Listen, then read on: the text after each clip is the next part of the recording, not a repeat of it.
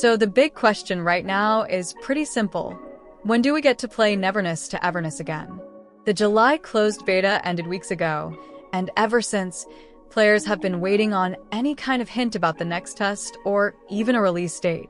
On top of that, the RTX showcase at Gamescom made half the community hype and the other half terrified their GPU is about to melt.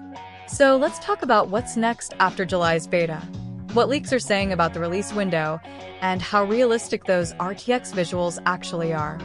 First, quick rewind.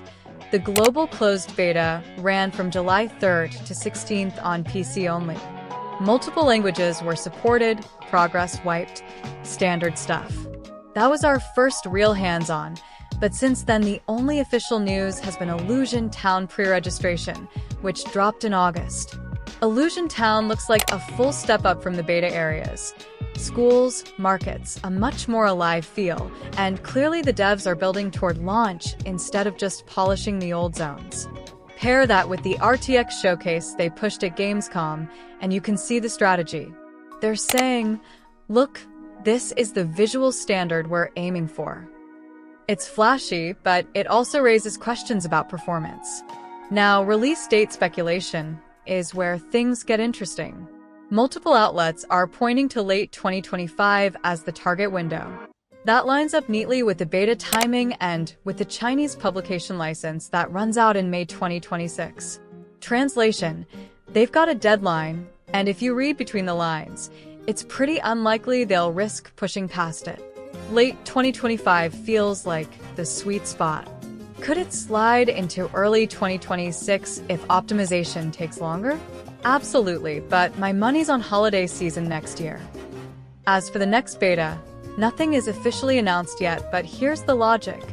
You don't show off Illusion Town and RTX demos just for fun. This is marketing momentum. A second global beta at the end of 2025 or very early 2026 would make perfect sense as a stress test before release. That's not confirmed.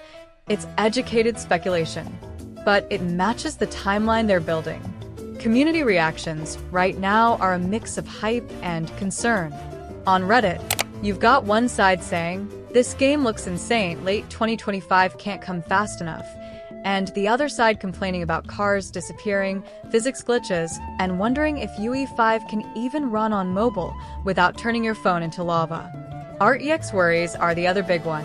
The demo looked gorgeous, but what happens if you're not rocking a 4090? Most players are on 3060s and 4060s, so if RTX is the baseline, it's going to be a problem. It's the classic post-beta limbo. Excitement is real, but patience is thin. So here's where things stand. The July beta gave us our first taste. Illusion Town pre-reg and Gamescom clips are the latest teasers. Release leaks point to late 2025, and a second beta seems likely before that. Whether RTX ends up being the killer feature or the killer of your GPU, well, that's the part we'll only know once the next build hits. What do you guys think? Would you jump into another beta this winter if it dropped, or are you waiting for full release? And are you more hyped for RTX visuals or worried your setup won't keep up? Drop your thoughts in the comments. I'm curious where the community leans on this. If you found this breakdown useful and want more NTE updates, leaks, and analysis, make sure to subscribe. We're just getting started, and the next beta could drop faster than you think.